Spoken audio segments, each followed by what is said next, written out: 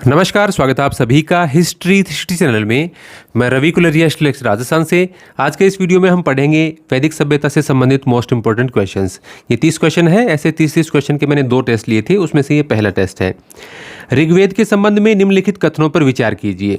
ऋग्वेद प्राचीनतम वेद है। ऋग्वेद की भाषा प्राक संस्कृत या वैदिक संस्कृत कहलाती है। ऋग्वैदिक काल में गुरु अपने शिष्यों को पांडुलिपि से पढ़कर मंत्र सुनाते थे। तो ऋग्वेद प्राचीनतम वेद है, बिल्कुल ठीक है। ऋग्वेद की भाषा प्राक संस्कृत या वैदिक संस्कृत कहलाती है, ये भी बिल्कुल ठीक है। लेकिन उस समय लेखन कला का विकास नहीं हुआ था, इसलिए पांडुलिपि पढ़कर सुनाने का तो मतलब ही नहीं है, कोई सवाल ही पैदा नहीं होता। तो तीसरा कथन इसमें गलत है। तो पूछा गया है कौन से कथन सत्य हैं, तो पहला और दूसरा कथन सत्य है, इसलिए इसका ऑप्शन हो जाएगा बी, 1 और 2। हालांकि यहाँ पर व्याख्याएं नहीं है। जो मैं टेस्ट अपनी एप्लीकेशन पर लेता हूँ, वहाँ पर बहुत सारे प्रश्न जहाँ पर ज़रूरत महसूस होती है, वहाँ पर उनकी व्याख्याएं भी लिखी जाती हैं। निम्नलिखित में से कौन सा ऋग्वैदिक काल में पृथ्वी का एक प्रमुख देवता नहीं था? यहाँ पर ये ध्यान रखें, ऋग्वैदिक काल के प्रमुख देवता के नहीं, ऋग्वैदिक काल में पृथ्वी के प्रमुख देवता की बात हो रही है। पृथ्वी के अलग देवता हैं, आकाश के अलग हैं, अंतरिक्ष के अलग देवता हैं। तो यहाँ पर वरुण जो है वो आकाश के देवता थे, इसलिए पृथ्वी के प्रमुख देवताओं में इनका नाम नहीं आएगा, जबकि अग्नि, सोम और बृहस्पति पृथ्वी के प्रमुख देवता थे। निम्नलिखित में से कौन से कथन सत्य हैं? पहला, संस्कृत का संबंध भारोपीय भाषा परिवार से है, बिल्कुल ठीक है। इंडो यूरोपियन जो भाषा परिवार है उससे संबंधित है ये। तमिल का संबंध द्रविड़ भाषा परिवार से है, ये भी बिल्कुल ठीक है। पूर्वोत्तर में बोली जाने वाली भाषाओं का संबंध तिब्बत वर्मा भाषा परिवार से है, ये भी बिल्कुल ठीक है। झारखंड इलाके में बोली जाने वाली भाषाओं का संबंध ऑस्ट्रो एशियाटिक भाषा परिवार से है, ये भी बिल्कुल ठीक है। तो इसका आंसर हो जाएगा डी, 1, 2, 3, 4 सभी कथन सही हैं। संस्कृत, हिंदी, गुजराती, असमिया, कश्मीरी, सिंधी और इसके अलावा जो यूरोपियन लैंग्वेजेस हैं, अंग्रेजी, जर्मन, फ्रेंच, इटालियन, स्पेनिश, ये सभी भारोपीय भाषा परिवार से संबंधित हैं, इंडो यूरोपियन भाषा परिवार से। इसके अलावा जो हमारे साउथ इंडिया के लैंग्वेजेस हैं, जैसे तमिल, तेलुगु, मलयालम, कन्नड़, ये सारी द्रविड़ भाषा परिवार से संबंधित हैं। पूर्वोत्तर इलाके में बोली जाने वाली भाषाएं तिब्बत बर्मा भाषा परिवार से संबंधित हैं। और झारखंड और इसके अलावा मध्य भारत के भी कई हिस्सों की ऐसी भाषाएं हैं जिनका संबंध ऑस्ट्रो एशियाटिक भाषा परिवार से है। तो ये काफ़ी इंपॉर्टेंट क्वेश्चन है। निम्न में से कौन से उत्तर वैदिक काल के एक प्रमुख देवता नहीं है? यहां पर सिर्फ उत्तर वैदिक काल लिखा है, कोई पृथ्वी, आकाश ऐसा कुछ नहीं लिखा गया है। तो उत्तर वैदिक काल के प्रमुख देवताओं में वरुण का स्थान नहीं है। प्रजापति, रुद्र और विष्णु, वरुण एक प्रमुख देवता थे वैदिक काल के, उत्तर वैदिक काल के नहीं। तो यहां पर आपका जो ऑप्शन है ये राइट हो जाएगा, वरुण इसका आंसर होगा। वरुण ये वैदिक काल के, वरुण, इंद्र और अग्नि ये वैदिक काल के प्रमुख देवता थे, जबकि प्रजापति, रुद्र और विष्णु उत्तर वैदिक काल के प्रमुख देवता थे। निम्नलिखित में से कौन सा कथन असत्य है?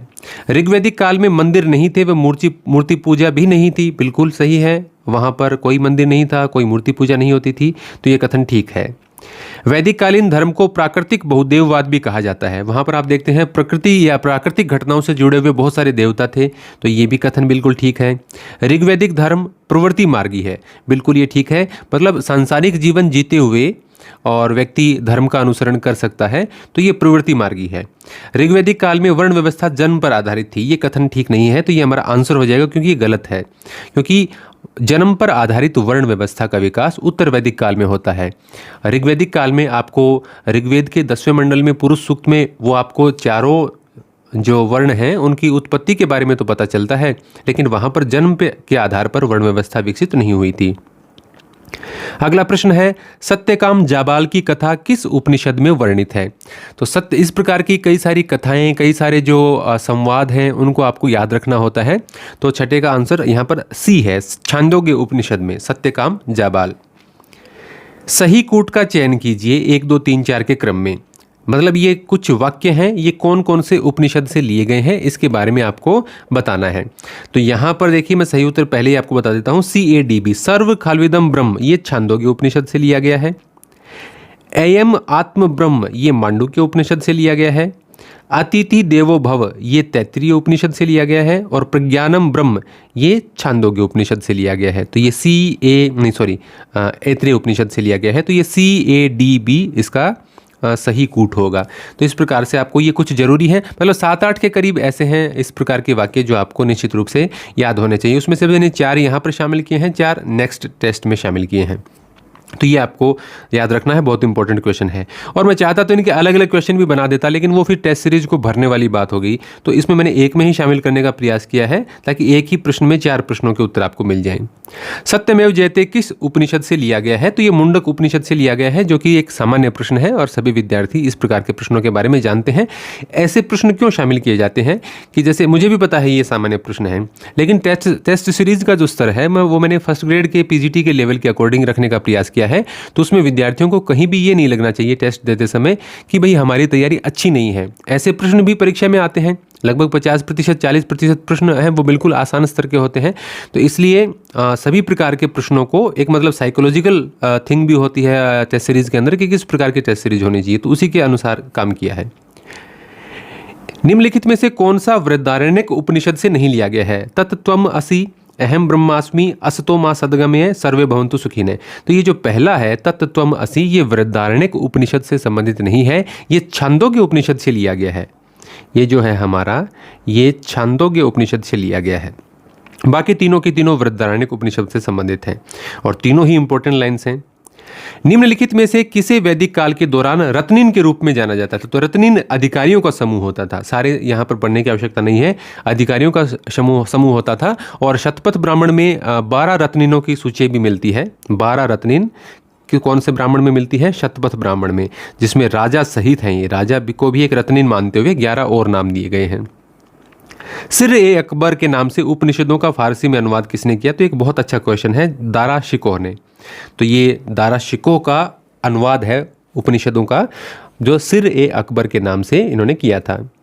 आर्यों के मूल निवास स्थान के संबंध में निम्नलिखित को सुमेलित कीजिए। तो इस प्रकार के प्रश्न आपको सामान्यतः पीजीटी में, नेट जेआरएफ में देखने को मिल जाते हैं।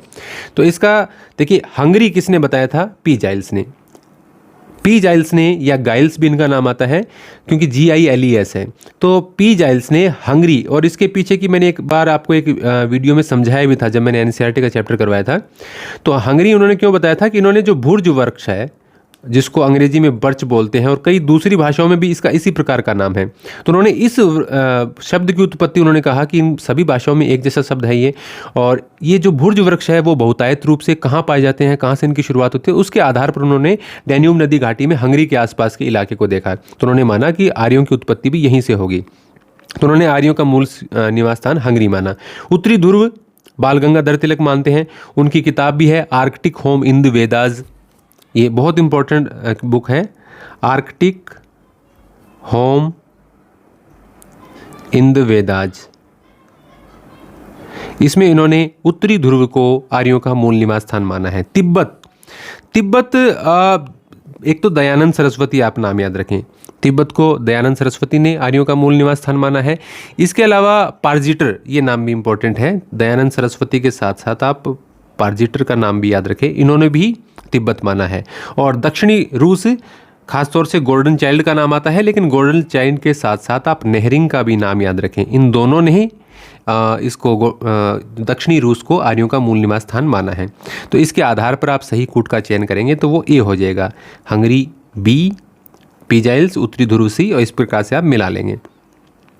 13वां है, वेदों के विषय में निम्नलिखित में से कौन से कथन सत्य हैं?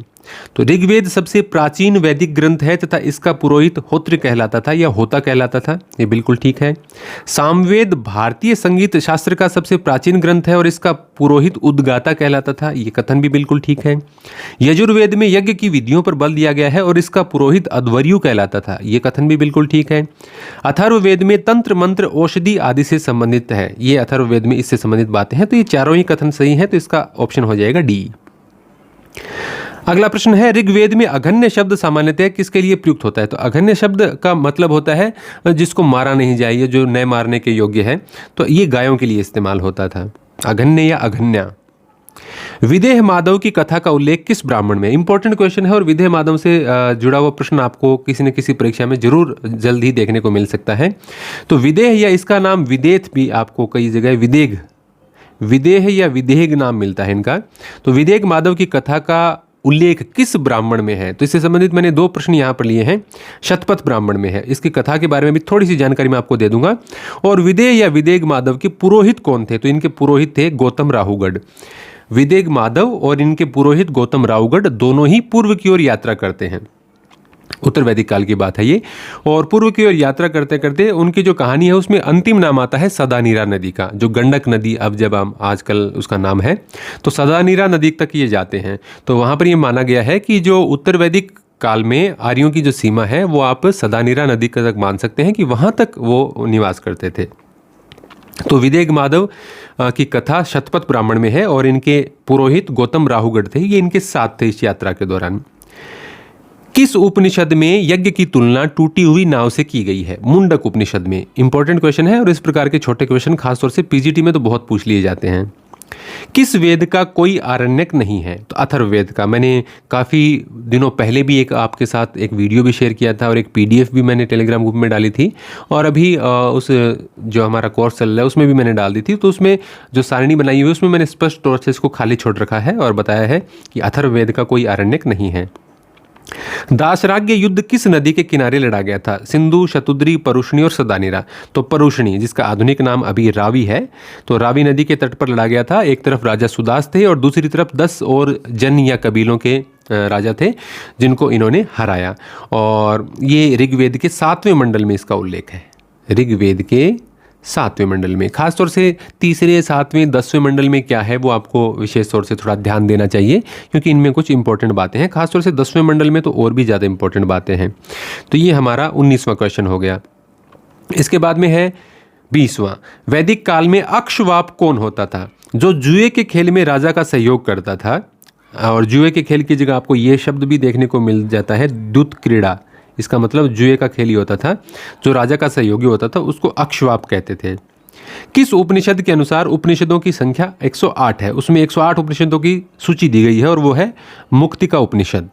इंपॉर्टेंट क्वेश्चन है ये भी। निम्न में से किस देवता का नाम बोगज कोई अभिलेख में नहीं है? अब बोगज कोई अभिलेख 1400 ईस्वी पूर्व का एक अभिलेख है जो कि हमें तुर्की में मिलता है। और तुर्की का भी कौन सा हिस्सा, जिसको हम एशिया माइनर कहते थे, एशिया माइनर। देखिए, आप तुर्की को यदि विश्व के नक्शे में देखेंगे तो इसका 2 भाग हैं। एक बहुत बड़ा हिस्सा, ज़्यादातर हिस्सा इसका एशिया की तरफ है, जिसको एशिया माइनर बोलते हैं। और उसका जो यूरोप की तरफ का हिस्सा है उसके बीच में पानी है और आगे यूरोप का हिस्सा है, तो वो बिल्कुल छोटा सा है। लेकिन उस छोटे से में भी बहुत इंपॉर्टेंट एक जगह है इस्तांबुल।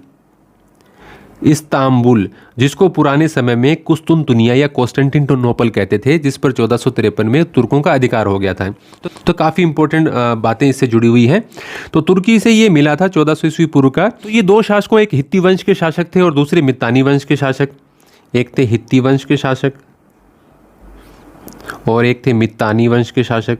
इन दोनों के बीच में संधि होती है, मितानी है वैसे ये, और एक का नाम सगिलुल्लुम है और एक का नाम मतवीजा है। इतना ज़्यादा याद रखने की वैसे कोई ज़्यादा ज़रूरत है नहीं। तो इन दोनों के बीच में संधि होती है और संधि में वो साक्षी मानते हैं 4 देवताओं को। तो उन 4 देवताओं में मैं नाम यहाँ पर लिख देता हूँ। एक तो नाम आता है इंद्र का, और इंद्र के लिए नाम उसमें लिखा गया है इंदारा। एक मित्र का नाम आता है, उसके लिए नाम मिलता है मित्र। एक नाम आता है वरुण का, और वरुण के लिए वो उरुवाना शब्द उसमें लिखा हुआ है अभिलेख में, बोगज कोई अभिलेख में।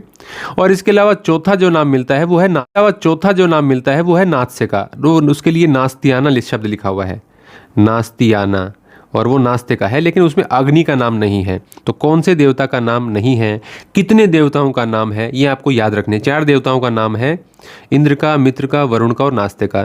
तो ये आपको विशेष तौर से ध्यान रखना है। निम्न कथनों पर विचार कीजिए। आरण्यक अनुष्ठान की जगह तप पर बल देते हैं, परंतु यज्ञ और अनुष्ठान को अस्वीकार नहीं करते। यानी वो अनुष्ठान के बजाय तप करने पर बल देते हैं, लेकिन फिर भी वो अनुष्ठान और यज्ञ की महत्ता को अस्वीकार नहीं करते। उपनिषदों में यज्ञ की पद्धति को अस्वीकार कर दिया गया और आत्मा और ब्रह्म के मिलन पर बल दिया गया। तो ये दोनों ही कथन बिल्कुल सही हैं, तो इसका आंसर हो जाएगा सी, दोनों सही हैं। ऐसे कथन देखने में आसान लगते हैं, लेकिन जब इनके बारे में हमने प्रश्न के रूप में इनको नहीं पढ़ा हो तो परीक्षा में मुश्किल हो जाता है अटेम्प्ट कर पाना कि भाई क्या करें, सही है कि गलत है। थोड़ा सा बेसिक क्लियर हो ना, फिर हो जाता है। अस्किनी किस नदी का प्राचीन नाम था? तो ये कुछ नदियाँ 4-5 भारत की और 2-3 ये जो अफगानिस्तान वगैरह की हैं उसके पुराने नाम आपको याद कर लेने चाहिए। तो अस्किनी चिनाब का पुराना नाम था। और इसके अलावा यहाँ पर जैसे रावी दी गई है, तो रावी का भी पीछे आ गया था, दाशराग्य युद्ध जहाँ पर हुआ था। परुषणी इसका नाम है। इसके अलावा व्यास है, इसका नाम तो याद रह जाता है। विपाशा या विपाशा से ये भी लिखा हुआ है कई बार। और इसके अलावा सतलुज है, इसका भी नाम इससे मिलता जुलता है, तो याद याद रह जाता है शतुद्री। तो ये नाम आपको याद रखने हैं। निम्नलिखित कथनों पर विचार कीजिए। वैदिक आर्य केवल चित्रित धूसर मृद भांडों का प्रयोग करते थे। मैंने एक वीडियो भी बनाया था मृद भांडों का, जो कि यूट्यूब पर उपलब्ध है।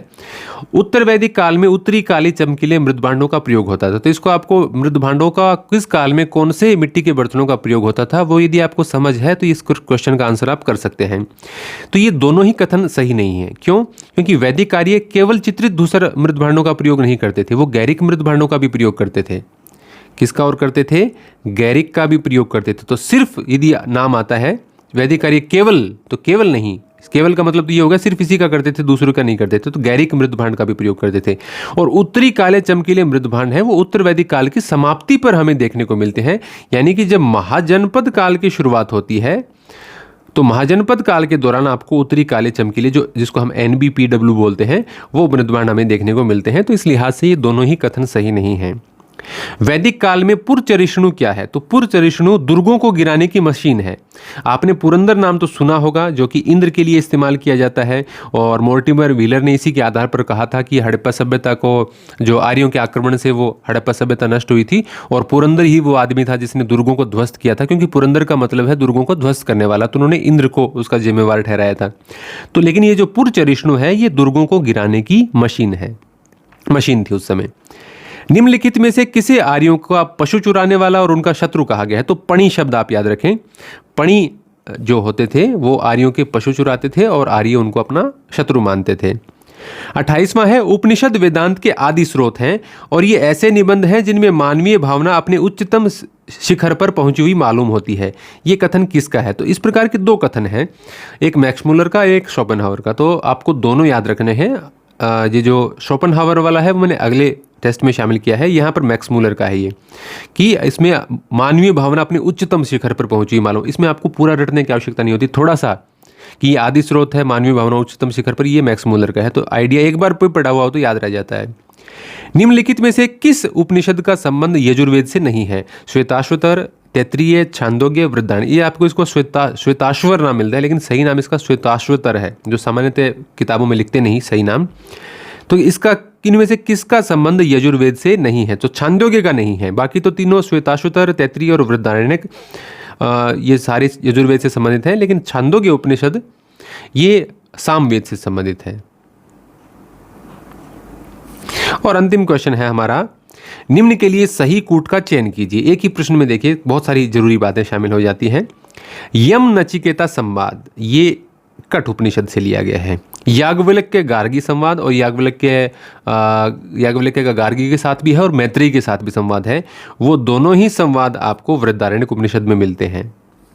आरुणी श्वेत केतु संवाद ये छांदोग्य उपनिषद में मिलता है और पुरूरवा उर्वशी संवाद ये ऋग्वेद के 10वें मंडल में मिलता है। तो ये इस प्रकार से आपका कूट हो गया DBAC। तो इसका आंसर हो जाएगा B। तो ये जरूरी बातें हैं और इस प्रकार के प्रश्न हैं, उसके लिए आपको थोड़ा सा, जैसा कि मैं बताता हूं कि बहुत ज़्यादा किताबें, बड़ी किताबें पढ़ने से आप इस प्रकार के प्रश्नों को भी गलत कर देते हैं, क्योंकि माइंड में क्लियरिटी नहीं रहती। जब तक आप 7-8 बार रिवीजन नहीं करते माइंड में क्लियरिटी नहीं रहती। तो इस प्रकार के टेस्ट यदि आप देना चाहते हैं, NCERT से संबंधित हमारे इस प्रकार के नोट्स पढ़ने चाहते हैं, तो आप हमारी एप्लीकेशन पर जा सकते हैं, जिसका लिंक मैं डिस्क्रिप्शन में दे दूंगा और वहाँ से आप तैयारी कर सकते हैं। धन्यवाद।